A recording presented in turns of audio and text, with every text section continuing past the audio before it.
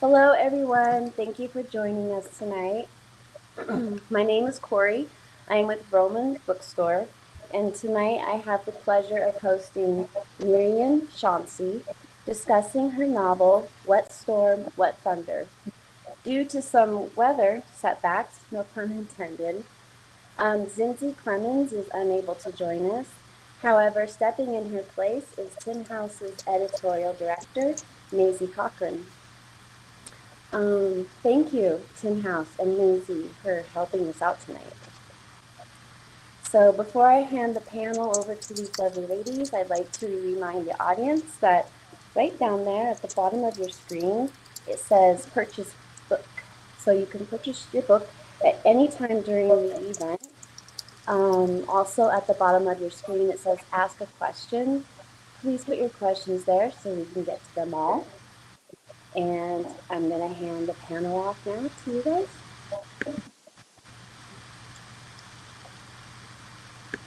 Hello, hi. I think Myriam's video is coming in shortly. But my name is Masie Cochran, and I am the editorial director here at Tin House. And I'm thrilled to step in and be here tonight. There's nobody I would rather share the virtual stage with than Myriam. So to kick things off, let me just tell you a little bit in terms of a bio. Myriam J.A. Chancy is a Guggenheim Fellow and HBA Chair of the Humanities at Scripps College. She is the author of What Storm, What Thunder, a novel about the 2010 Haiti earthquake. It pubbed just last week to great attention just today. It is an NPR Book of the Day. You can also hear a wonderful interview with Myriam and Scott Simon on Weekend Edition. I will put links in the chat shortly. Among other things, Edwidge Danticott called the novel sublime and hails Myriam as one of our brilliant writers and storytellers. Shortly after that, a blurb from Margaret Atwood came in, who called it stunning and tweeted about it to 2 million followers, which was, to put it lightly, a thrill. The San Francisco Chronicle headlined the review by saying that this novel will shake you to your bones. And just to give you a quick sense of the Venn diagram of the wide readership for this spectacular novel, it was a People magazine Best Book of the Week in the issue that is on stands now, praising it as gorgeous. Again, I'll pop these links up into the chat. But before we talk, I also want to highlight some of Myriam's previous award-winning work. Myriam's past novels include The Loneliness of Angels from Default Tree to 2010. That was winner of the 2011 Guyana Prize in Literature Caribbean Award for Best Fiction, 2010. Also, the novels The Scorpion's Claw and Spirit of Haiti, shortlisted in the Best First Book category, Canada Caribbean Region of the Commonwealth Prize in 2004. Myriam has authored several academic books, including Framing Silence, Revolutionary Novels by Haitian Women. She served as an editorial advisory board member for PMLA from 2010 to 2012, and as a humanities advisor for the Fetzer Institute from 2011 to 2013, and as a 2018 advisor to the John S. Guggenheim Memorial Foundation. All right, enough of me now. It is a great honor that I introduce the author of What Storm, What Thunder, the wonderful Myriam J.A. Chancy. Myriam, I'm so happy to be speaking with you today. I'm so happy you could make it. I want to thank everyone who's chatting and who's made it to our conversation. And I'm sorry that Zinzi couldn't be here with us, but I'm happy that she, was willing and able up to the weather moment.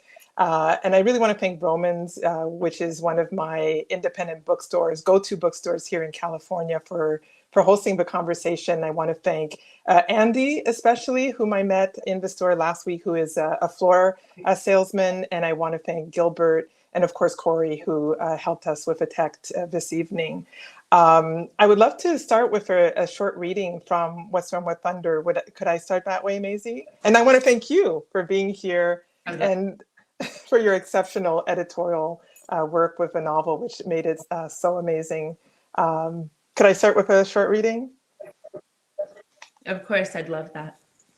So for those of you who have not yet gone the novel, It's told in 10 voices who each tell their version of their experience of being in the earthquake, from a 75-year-old woman to an 11-year-old boy. The only voice that repeats is the 75-year-old woman's voice, who is a market woman. So she sort of bookends the novel, both at the beginning and at the end of the novel. And I want to start actually with the end. I'm not going to give away anything, but just with a very brief section from her closing statements, which take place in 2012. Shortly, and her name is Malu, excuse me.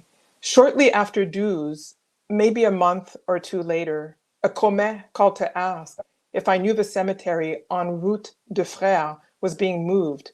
Moved where? I laughed bitterly. The whole place is a cemetery. Who thinks of moving a cemetery in these days? The cemetery had always been there, or as long as I could remember, since I'd come to the city at the crossroads where Route de Frères and Delma forked together, Frères running north and east beyond Pétionville, Delma running north and west back into the city and up to the sea. I didn't know what moving the bones could mean, if the spirits would be angry or relieved, but I knew I wanted my people's bones before the cemetery was moved. Lou's bones, even the bones of one of Lou's sisters and those of two of her 5 babies, the 2 that had been planted in her womb together and emerged in the world, fused belly to belly, and died as they were born, facing each other and away from the world. I fought so that I could take them back, cradle the bones, and bury them again. I fought to retrieve them before they were simply turned over and under and forgotten, before the spirits could be disturbed from their slumber, so that they could be at peace and forgive us, should forgiveness be needed. Some spirits don't want their bones to be moved, watch over them jealously like scrappy dogs underfoot beneath the eating table. Some of them did not go in peace in the first place, did not want to go. I explained all this to the judge after they arrested me for trying to dig up the bones of my people, my own bones. How could I be arrested for digging up what had always belonged to me? He tried to get clever with me, the judge tried to say something poetic and spiritual, said that the spirits were long departed and had no worries for earthly things the way that we did, that I was too sentimental, too old-fashioned. I raised my fist toward him and stood up after it. Listen here, Timoun, I said, forgetting that he had to be called Sir and Mr. Listen, child, I said, you're too young to remember the first lesson. The marrow of the bone contains all the information you'll ever need to know. Yes, the spirits are gone, but they watch over the marrow. Those bones are not simply dust going back to dust. Do you understand? They carry energy. I was speaking like a vaudouisan, though I'd never set foot in a hunfor. No, I had begun to lose faith in a Christian God. I had begun to believe in other gods, lose gods. The judge looked at me quizzically. He hadn't expected me to be able to speak on my own behalf, to be as eloquent as more educated folks. But I've had books read to me and conversations with my granddaughter, named for me, who knows all manner of things. Beyond this, I know things not in books, but only leaves and touching the ground every night before bed will tell you. The murmurs of the source of all, the earth and the rivers. You don't get cataracts for nothing. It's to see the paradise within. Let me have my bones, I yelled. After I said all I had to say, the man let me take them freely. I got my bones, but not all the bones were saved or moved. They destroyed the cemetery with plans to make a bus terminal, then a parking lot, but they've done nothing since they disturbed the bones, except put up a fence around the periphery of what used to be the cemetery. When I walk past the lot, I remember. I am 75 years of age, and for me to say, but I cannot remember when it was not there, means it has been there for longer than I have been walking the dust of this island, since before the forests were cleared, when you could still smell pine in the air all the way down to the harbor. I feel the chill, the sadness. I feel some of the spirits lingering there at the crossroads. Thank you, Myriam. That was beautiful. talk about Malu's character, I'd love to ask you about bones. Bones are a motif running through this novel. Can you talk more about the meaning of bones in this work? Yeah, so when the novel opens, it actually opens with Malu talking about bones, talking about her mother's bones, and her mother having passed away sometime before, but she not having actually done anything with the bones, in terms of the proper burial of that person. And so I use the motif of bones throughout the novel, partly because of what I just read today, because of a spiritual belief that the marrow of the bones carry a spiritual substance, and that a proper burial of the bones is really important for spirits to be at rest. And in the case of the earthquake, so many people ended up being buried in mass graves without a proper burial, without a proper grieving process. And of course, many people's remains were never recovered. And so for me, the idea of the bones throughout the novel, this recurring motif, was a way to always bring to the reader this idea, to keep in mind the fact that so many people did not have a proper burial, sometimes because their bones, couldn't be recovered, but also because the crisis was so huge, so many people having died, 250 to 300,000 people in a capital, a teeming capital, that some of that recovery and proper burial was not possible. There are mass graves right outside of Port-au-Prince, but then it still, begs the question, for people who want to grieve an individual person or a group of people, how do they properly grieve and enter that process? So I wanted there to be a recurring idea, always thinking about those bones and always thinking about, that the possibility of proper burial. Yeah. I remember the bones affecting me so much on first reading and then haunting me later. That idea of where to mourn when you can't find a location to represent that mourning. Mm-hmm. Another recurring thing, element, Malu herself serves as a point of connection for the rest of the character stories. Can you talk about her significance in the text and why you sort of chose Malu to anchor the story? Yeah, absolutely.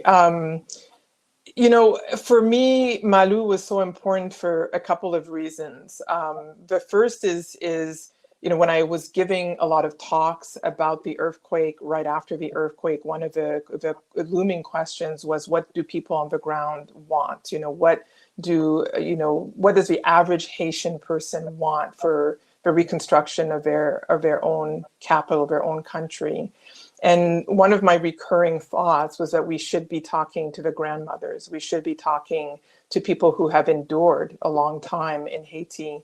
And the figure of a market woman, if people remember 2010 and even, this past summer, when there are pictures coming out of Haiti about devastations or, what's happening on the ground, you often see a picture of a woman, a market woman, carrying goods across, a sort of chaotic scene.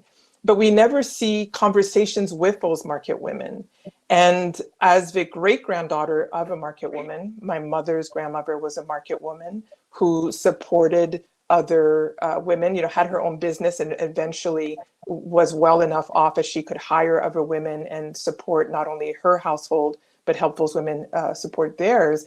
It just occurred to me that, and also I've had conversations with market women in markets in Port-au-Prince, asking them what they think about global economics, and they know what is happening everywhere. And I think it would surprise so many people that women who have not had a formal education know so much about the world. And so for me, it became important to give voice to a woman like my great grandmother, like those market women that we see photographed but never talk to, and make her a spokesperson. And I guess the last reason is also because markets in places like Haiti are throughways, right? They're places where everybody in the society of every class level converges. And often people will talk in front of a market women sometimes people will talk to them, to get counsel, but often they'll talk in front of them about what's happening so that the market women know everything. And so who better than a market woman to anchor this novel and to be the person that the reader could believe everyone would be speaking to.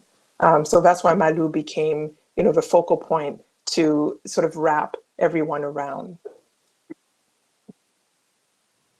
That's great. You're so formidable in capturing voice. And so you did it over and over with different voices. And I'm curious if there was a character or characters that in some way embodied a conduit of your own experience of witness or, of the earthquake and its aftermath. Yeah, for me, so there are two characters in the novel who do not live through the earthquake themselves, right? They are outside of Haiti when the earthquake occurs. One of them is Didier, who is a taxi driver in Boston. He's actually a musician, but he's an out-of-work musician. And then the other person is Anne, who grew up in Haiti, but then was put through school by an estranged father, who's also a character in the novel, Richard. Richard has become a water bottling CEO in France, and he's actually the son of Malu, and doesn't have much to do with that market woman because he's ashamed of her. But ironically, he's so successful in business because he's learned how to be an entrepreneur from his mother. So his daughter, his natural daughter, who he hasn't recognized, but he finances, becomes an architect. And so the point of convergence here is that I actually started in college in the architectural track at the University of Manitoba, which a lot of people don't believe. I'm terrible at math. So that's why I didn't stay in the architectural track. But I had a wonderful professor in that track who told me I was a writer, and I was 16 at the time. And I thought, well, okay, I've always been writing, I've always been reading, so I'm going to go with that. And thank goodness she was right. And then I think I invested in Anne some of my experiences of the earthquake. So, for example, when she talks about getting calls from people outside of Haiti who were trying to track down individuals in Haiti. For some people, especially in academic circles, I was a trusted person to try to make contacts in Port-au-Prince. And so Anne, for example, talks about tracking down people for her colleagues and getting a message back from one of her contacts saying, the person that you're looking for is alive, but all of your contacts are dead. And this actually did happen to me very early on, within a few weeks of the earthquake. And I had to make a decision at that time about carrying on with that kind of work. And so I invested that character with some of that ambivalence about what kind of work she could do or could not do. She is an NGO worker. As an architect, she works in Rwanda. Of course, I'm not an NGO worker, and I have not worked in Rwanda, but I have traveled to Rwanda, and I visited women's cooperatives there en route to South Africa to actually talk about Haiti and Dominican relations. But what I learned in Rwanda, I also invested in Anne because I was really struck by the experience of genocide, of loss. And so I really felt a sort of kinship with what Anne could or could not do. And so I articulated some of that through her. There's also a California connection through Anne, and I would love to read that passage if we have some time for it. I'd love that. Let me see if I can locate it here. Yeah. So for people who have the novel, this is on page 266. I'll try to keep it a little shorter than what I read earlier. So in this section, she starts by talking a little bit about the loss of her mother. And actually, that's another point of convergence, because when I started writing the novel in 2013, I knew that Anne would have lost her mother around the time of the earthquake, but not to the earthquake. And in around 2016, my mother fell very ill and passed away. And so I came back to those moments in the novel where Anne talks about her mother and weaved that, my own experience into hers. So it was an odd uh, convergence because it was already written into the novel. But I'll start a little bit after she talks about that. She talks about a friend of hers who in the novel you'll find out his name is Lucien. So this is somebody who's also Haitian that she went to school with for architecture, who's still in the country, but he's working as a fixer instead of as an architect, which is very common that people have professional degrees but can't find work in their field. And he tells her to return. Lucien, incidentally, will also have a role to play in her father's story. So this is Anne, who's in her, I would say, mid to late 20s. Lucien had informed me that the government was hiring structural engineers to survey the damages to see what could be salvaged of what remained.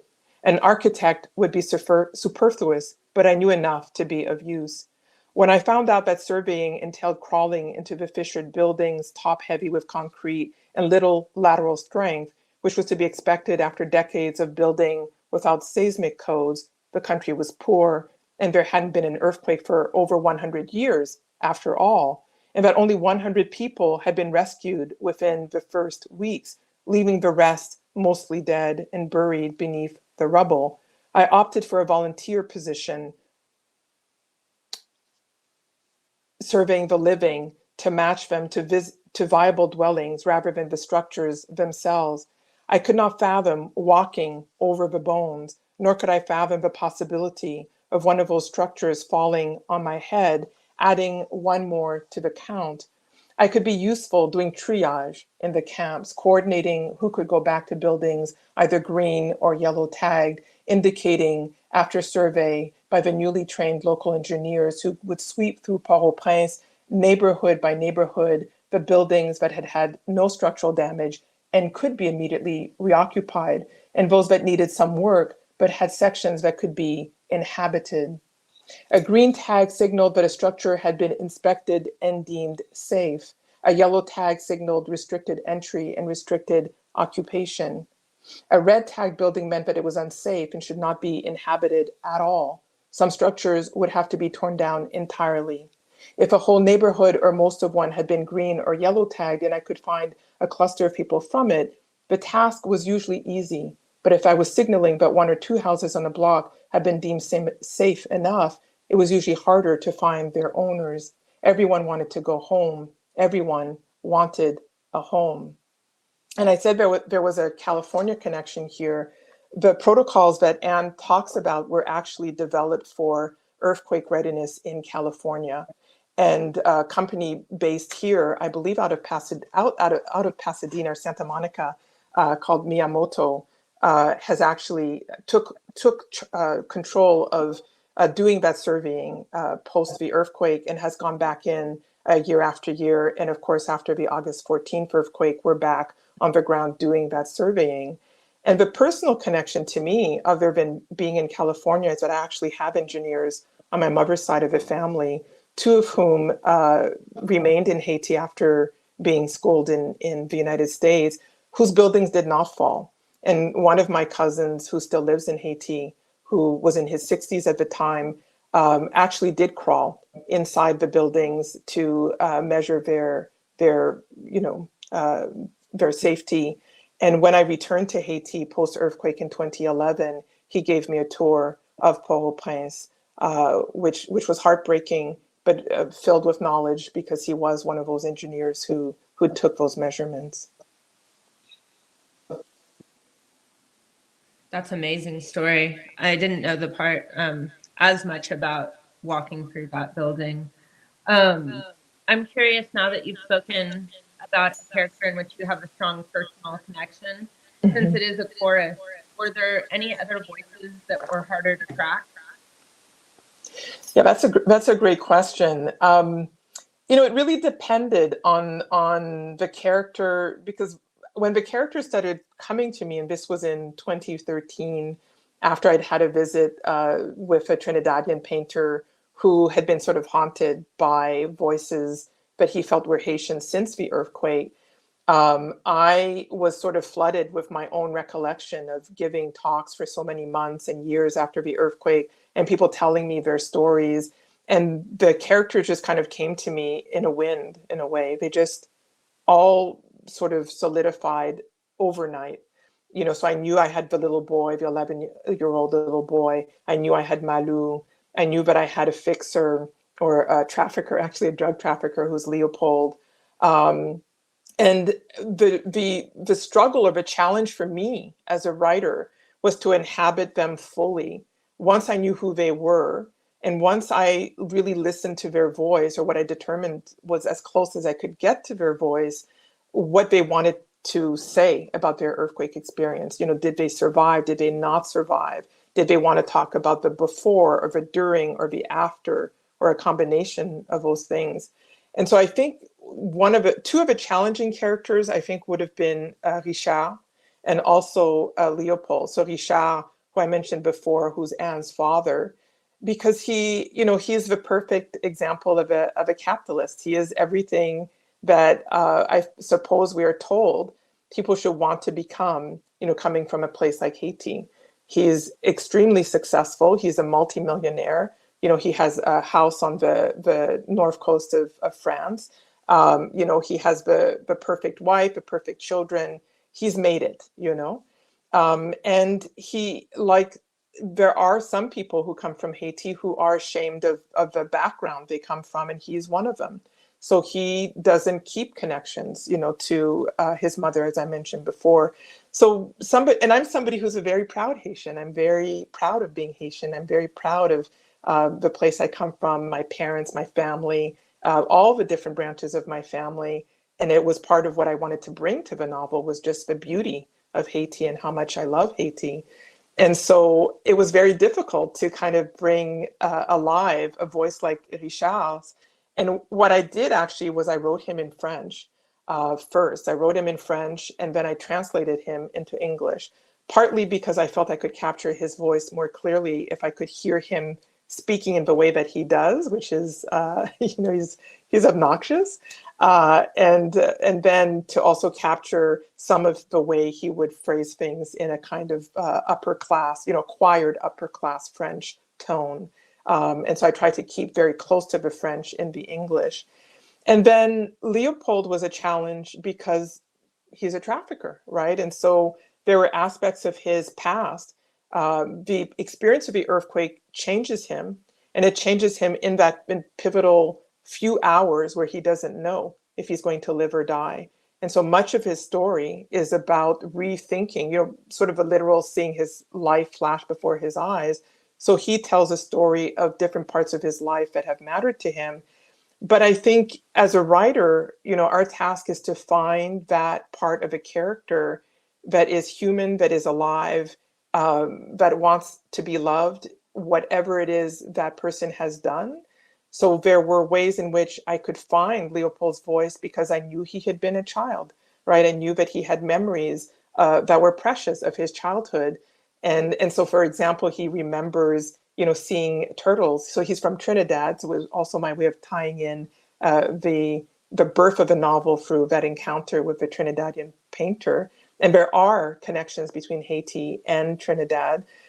So he and Trinidad is known for, the sea turtles who lay eggs on the shores, and they're protected. And so he remembers as a child seeing, those hatchlings and being brought to see them. And he knows a lot actually about how they survive in the ocean. And so in that moment where he's encountering death, he's thinking about whether he could survive like a sea turtle. So there were moments in Leopold where I could really connect to the vibrancy of who he was, who he had been before he became a trafficker, and then who he could become again. Yeah, I quite liked Leopold. That's nice. Yeah, he was complex and compelling through his hour, the transition he made in those harrowing hours. And I love what you say about inhabiting your characters. Inhabit these individuals. And when you work on a book that has such profound tragedy when you're channeling the lives of characters, but the living and also the dead. How do you find balance? You know, how do you stay healthy and be a good worker, partner, friend, when you have that intense mental and emotional commitment that it takes to work on a book like this? Yeah, that's a very good question, and I've been thinking about how, you know, what are those balances, especially as I begin to work on a new project. And this one took a very long time. You know, it took 7 to 8 years to really bring to fruition. And it was a lot of hard work because those first 3 years, you know, after the earthquake, were really about helping the living. But I remember in that moment that I recounted earlier, when I knew that there would be the task of encountering a lot of death, that I had to be prepared for that, and that I had to, you know, on one side, I had to really to realize that whatever emotion that I would go through in trying to feel my way through the novel and the stories of the characters could not be as harrowing as what people went through firsthand on the ground. Even, you know, witnessing the destruction afterwards could not be as harrowing as going through the destruction itself. And so I always had to remind myself that even as it was emotionally taxing, that I was a conduit for a greater story, and that also that people were counting on me to get it right. That when I thought back on all the people who commented, you know, made comments after I gave talks, which were very polemical, you know, more academic or polemical, you know, in terms of how to assist vulnerable communities, what were best practices on the ground. And I have to give a shout out to Beverly Bell, who I think is here with us, who wrote a wonderful book on the earthquake about called Fault Lines, talking to people on the ground, that, you know, knowing some of what was happening on the ground through the work of journalists and people like Bev really helped me to focus myself and to understand the bigger picture, you know, that had to go into the novel. But when you talk about health, you know, this will, you know, for my academic friends who are on this call, I should say that for good or for bad, I think academia has taught me something about maintaining health in the sense that when you're a teacher and when you're an academic and you write, you do a lot of research, there's a tendency to be engulfed by one's work and to not think about balance. So I'll say, you know, that's like the downside of being an academic. And I've learned over time balancing doing the critical work and the creative work, but I can't do the creative work if I don't have some balance in my life. So when you say, how do you maintain, you know, friendships and, you know, partnerships and so forth, um, I write very early in the day when I'm writing on a work. So I write between 4 and 7 in the morning or 7 and 10. So by the time I'm going to teach, or by the time, you know, I have a responsibility at home or something else, I already know my work has already been done in a certain kind of way. My work as a writer has already been done. And so I spend a lot of time that is separate from my everyday life in the writing work. And I keep it separate in that way. And then you know, I take a lot of walks. I'm a walker. And I know you have a book on walking that just came out as well that I highly recommend. And so I've walked for a very, very long time as a way to maintain a sense of balance and, you know, how do you say, like to be in touch with the ground. You know, I think these things are very important. But I will be truthful and say that there were moments where I had to leave the work alone. There were moments of depression, you know, feeling like it was very hard to accept some of the outcomes because this is a fictional work, but I wanted each of the voices to reflect some aspect of what may have happened to many of the people who disappeared, not only those who survived. And so there were moments of deep sadness for me. And I worked through them by putting the work aside and not belaboring the work and knowing that it would come back and the voice I was working on would come back. Thank you for sharing that. We'll have time at the end for questions, but David in the Q&A has asked a great question that I think is really connected to what we're currently talking about. And David asks, do you have any advice on writing voice that is centered in trauma and grief? Thank you, David. Yeah, I mean, I think, one of the things that we have to do as writers is to be able to tap into our own emotions. And so, when Masie were asking earlier the question about health, I think we have to maintain our own health, our own sort of regard for the ups and downs in our lives and to understand them. Because if we don't understand ourselves, even though, it's a lifelong project to understand ourselves, it is harder to really inhabit the skin, the life of another human being, and to give them a fullness, roundness in a fictional work, because even though it's fiction, it has to feel real to the reader. And so I think that's one part. And then the other part is to not be afraid of grief. And I think this is where I have perhaps an advantage as someone who comes from Haiti and who has no fear of the spiritual belief systems that are there, and I'm speaking of Vodou, for example, because Vodou is actually a very healing practice. And, it's not only about being in concert with nature and with the elements, but it's also about accepting that death is a part of life, is part of the cycle of life. And this goes back to African animist beliefs that everything is alive. So when death occurs, of course, we who are left behind feel very sad. But if we maintain the memory of the people who have passed, then we know that that person lives on. I mean, I know about my great grandmother, not because I knew her in real life, my mother's grandmother, but because my mother constantly talked about her, and so I always knew who she was, about her life and her tenacity. And so I think that we are able to inhabit grief and talk about grief if we understand that grief is not an endpoint, but something that we travel through so that we can maintain not only our own lives, but the lives of others as we go forward. That's so beautiful. Thank you for sharing that. I know I've talked to you about this a little bit, Myriam, in our process of working together, but I have a sort of guiding editorial belief that the reader is visiting the book and that the Yes. book is not visiting the reader, as a lot of people sort of say. Yes. And when I'm editing, I think it's so important not to make things that are tragic or that deal with trauma somehow easier or more accessible or digestible to the reader. And I'm curious for you what it was like writing a book with the understanding that a big part of the readership might not have intimate understanding or even a baseline knowledge of the people and the place that you so beautifully render here. Right. What was that experience like for you?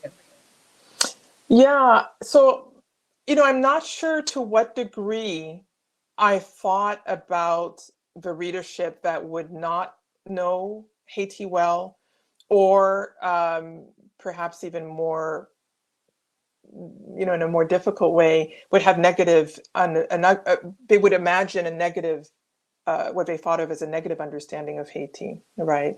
And this is an ongoing problem, how Haiti is covered in the press, how little people know about Haitian history, or in the United States in particular, of the relationship between US history and Haitian history.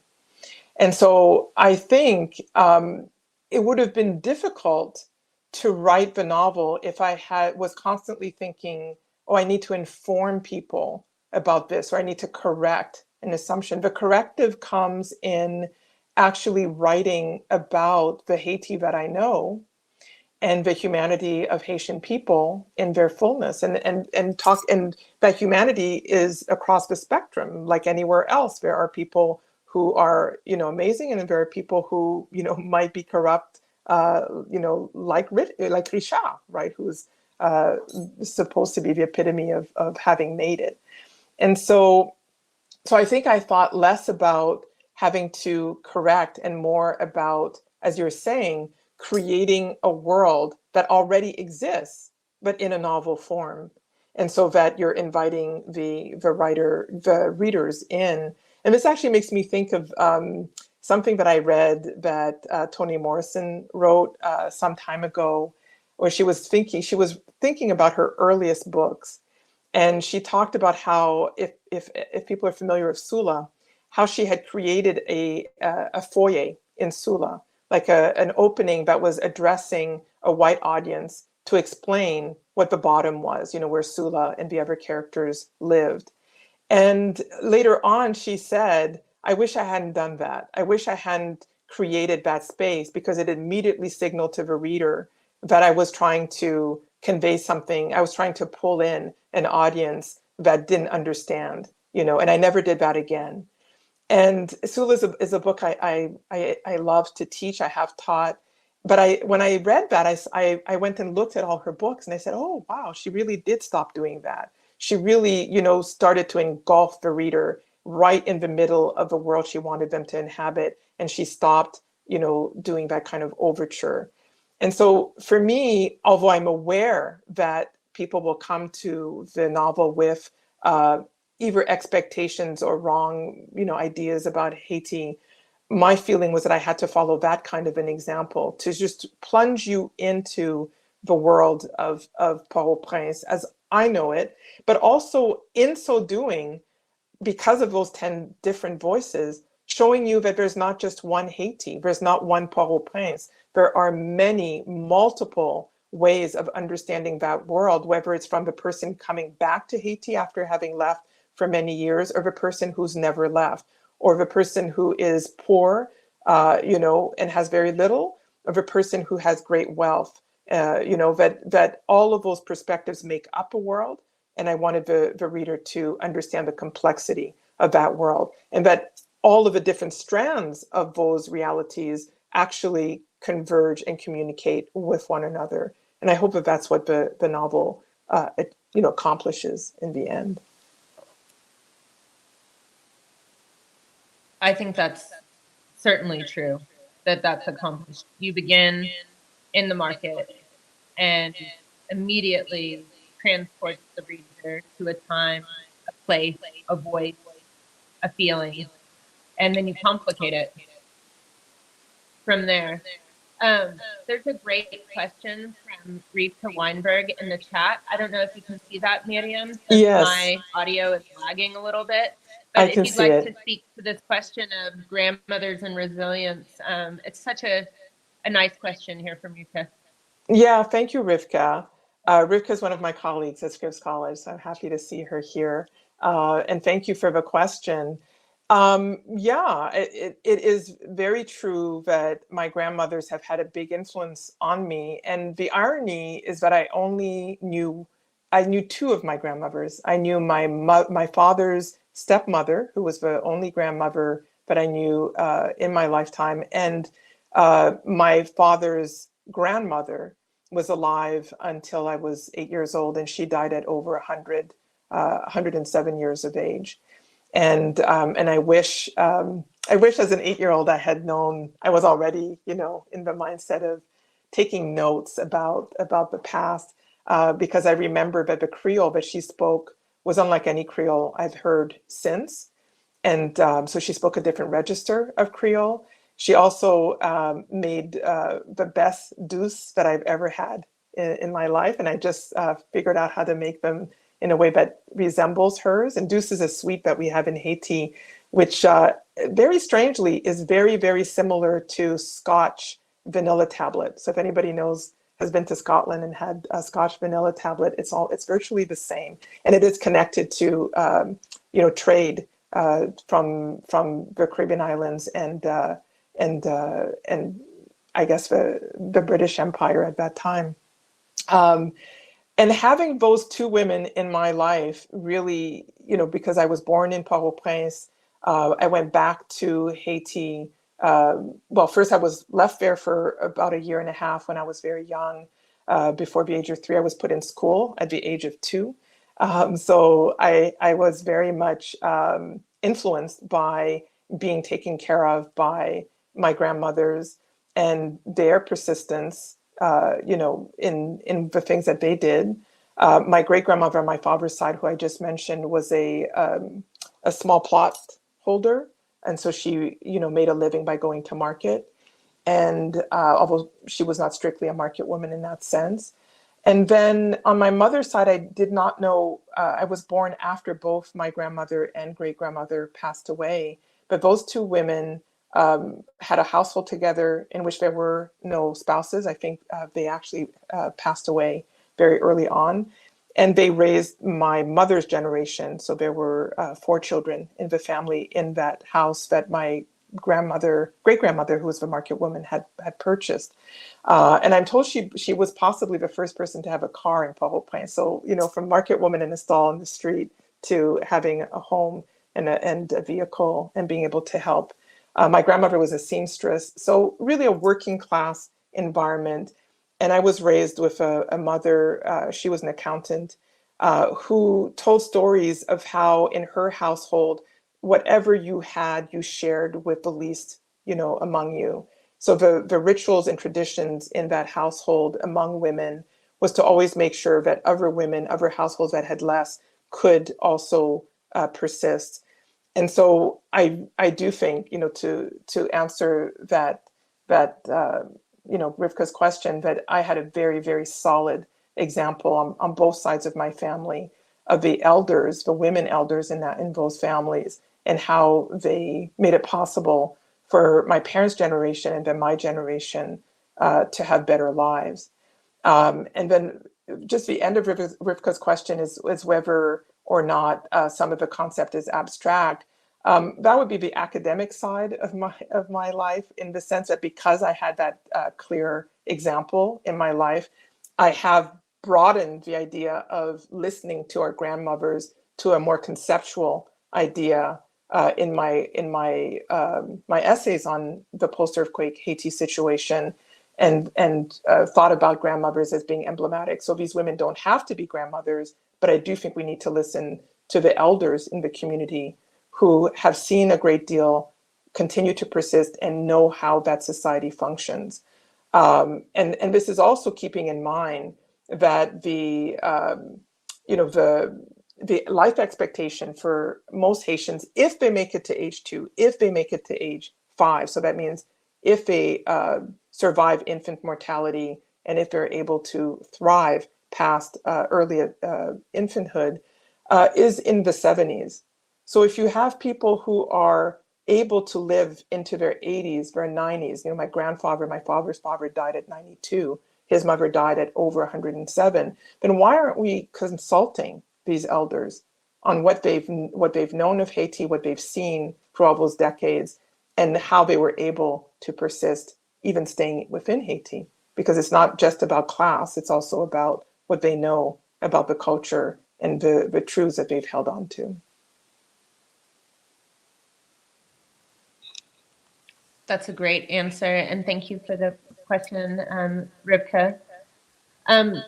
We only have about 10 minutes left, so I'd like to talk a little bit about Haiti in the news again now. And in many ways, when we were working on this novel together, we were working on a historical novel, though contemporary, about 2010. And I'm sure the recent events have raised emotions and thinking, both old and new. And I'm curious if you can talk more about the recent earthquake and how things have or have not changed for those that you profiled in your novel. Yeah, thank you for that question. This summer was such a blow. It's been heartbreaking. One of the reasons I wanted to write this novel once I started working on it was because I was aware over time that with each anniversary of the earthquake, less and less attention was being paid to Haiti, and also what could be done, constructively in Haiti. The reconstruction, as far as I'm concerned, failed. $13 billion went into Haiti. And as I've said elsewhere, less than 1% went to the Haitian government. And this summer, when we had the second earthquake, modern earthquake, August 14th, issues were being raised about, that I saw on social media about whether or not anyone should donate, at this point again, because of what is perceived as corruption of the state and so forth. The reality is that what funds went directly to the state and directly into the hands of grassroots organizations actually did bear fruit. People were able to do with what little they received some amazing things in terms of, amplifying the combit or the collectives that they were part of, making sure that people got resources and so forth. But the 13 billion, the mass amount of money that ended up going into reconstruction, did things like build 4-star hotels, most of which have closed since because there's no real tourism going on in Haiti at this point, and went through a kind of revolving structure where, perhaps there was a project, but the labor was not local. Maybe the material was not local. And one of the things that I learned in the years after the earthquake is that this is habitual in aid work around the world. I learned this in Rwanda and from Rwandan scholars. I learned this from a Bosnian photojournalist who was on one of my panels at Bard College in 2011. And I remember talking, to him before the panel, and I said, I'm not sure what Bosnia has to do with Haiti. And he says, you're going to find out. And what I'm explaining today is exactly what he said at that panel. Funds will go in, people will not be allowed to rebuild themselves. They will be imposed conditions on how they can receive funds and material, and none of it will be what they want. That's exactly what happened. And so, and then of course we had the assassination of the president in July with no real resolution as to how that occurred and who the actors were. And this is after 2 very long years of people on the ground asking for that president to step down. And now we have a new narrative that has emerged that he was working on behalf of the people when the people themselves were asking, for him to step down because of misappropriation of funds from Petrocaribe, which is the Venezuelan fund that had been set up so that whatever revenues came from the sale of gasoline in Haiti could then actually help in reconstruction, for education and other kinds of infrastructures that people wanted for themselves. And so to shift from thinking, well, this is a novel that will speak to the realities of what the earthquake was like, but also what people have continued to have to live with, because there are people who lost their entire families. There are people who lost their homes and have not been able to rebuild. Or if they rebuilt structures that are still inadequate because that's all they can afford. And there's just the weight of it, the weight of this tremendous loss. So that is an ongoing thing that I think Haitians on the ground and outside related to Haiti still live with, but I still live with. And so then for another earthquake to occur where 2,200 people at last count perished, 1.5 million, I believe, were affected with lack of proper shelter and are still, waiting for assistance in some cases.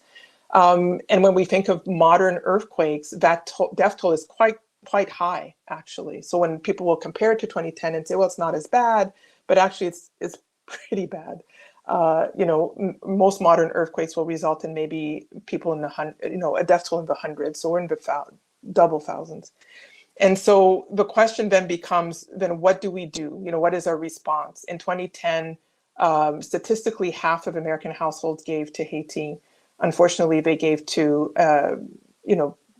structures like the Red Cross, which did not give most of that money over to Haiti, but funneled it into other programs around the world. And so we really need to think about giving directly to grassroots organizations in Haiti that have very good track records. Or if people are not comfortable with grassroots organizations, there are very good organizations like Doctors Without Borders that have very low overheads, or Partners in Health, started by Paul Farmer, which also has a Haitian NGO called Zami La Santé, which helps with health issues all over the country. And so on my website, I do have a page on relief funds that go back to 2011, updated to 2020. in terms of the of Port-au-Prince. And then I reached out to some of the groups that I'm still in contact with and asked about the Southern Peninsula, which is the most affected area now, and was able to have a whole list there of places that people can feel confident about contributing to. I mean, I guess beyond that, my hope is what this novel can do is that, you know, one of the things I was struck with on August 14th is that the images coming out of Haiti were very, very similar to those coming out of Haiti in 2010. And, you know, Haitians who were filming what they saw in their own cities, villages, towns, actually said, you know, as they were filming, this is 12, this is like January 12th. And so my hope is that even though the novel is about 2010 and the aftermath, is that when people read it and they read these 10 voices from across all classes and backgrounds in Haiti, that they'll think of the people that they might have seen on the news in August and still now, that they might think of the Haitian migrants who, you know, came to the Mexico-US border and were being deported until very recently back to Haiti, when they have spent years in Brazil and Chile and spent weeks, you know, trekking to the US-Mexico border because they were told, they were misinformed about the US reopening its doors to Haitian refugees. And those individuals are people who were allowed into Brazil and into Chile because they had been provided with visas to do so after the earthquake. But by 2013, 2014, those visas were pulled and people were left stranded. But many of those individuals now have children who are Chilean or Brazilian or of other nationalities, don't speak Creole, and are being deported in a country they've never known. And so we really need to, you know, talk to our representatives here in the United States and talk about, and, you know, and know something about the history between the US and Haiti and how much actually the US owes Haiti in terms of, you know, concepts of freedom and liberation. And I know we're running out of time, but I hope that what the novel can do, even though it wasn't intended to inform people who don't know enough about Haiti, I'm hoping that it can serve as a kind of conduit to knowing more about Haiti and knowing more in a humanizing way.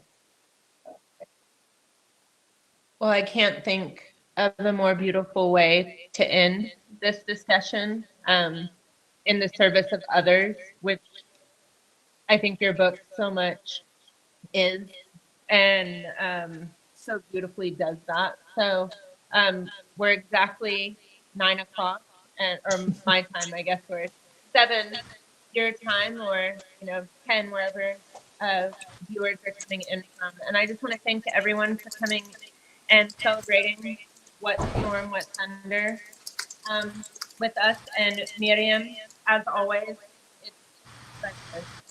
And thank you, Corey and Vroman, too, for providing us this time. Thank you so much. I mean, thank you, Masie, for having championed this novel. Thank you, Greg, for publishing it. Thank you, Romans, for hosting us. Thank you, everyone who came today. I really appreciate everyone being here. And I hope people will purchase the novel. Romans has signed autographed copies. Yeah, it was a lot of work, and Masie, did a beautiful job of tying up the editorial process. And I can't thank her enough for loving the book the way she does and loving the characters. And I hope all of you who'll read the book will feel the same way too. Thank you again, Romans, too. And thank you, Corey, for the tech support. No, of course. Thank you so much for being here. And thank you, Masie, for stepping in. And thank you all to the audience. Thank you so much for showing up. And yes, you can push that little button to purchase your book. In the comments area of the purchase books, put that you want a signed book. And yeah, I really appreciate you being here. Thank you so much for reading from your book. It was my pleasure. Thank you, everyone. Yeah. Okay. Have a good night. Thank you. Thank you. Good night. Good night. Bye.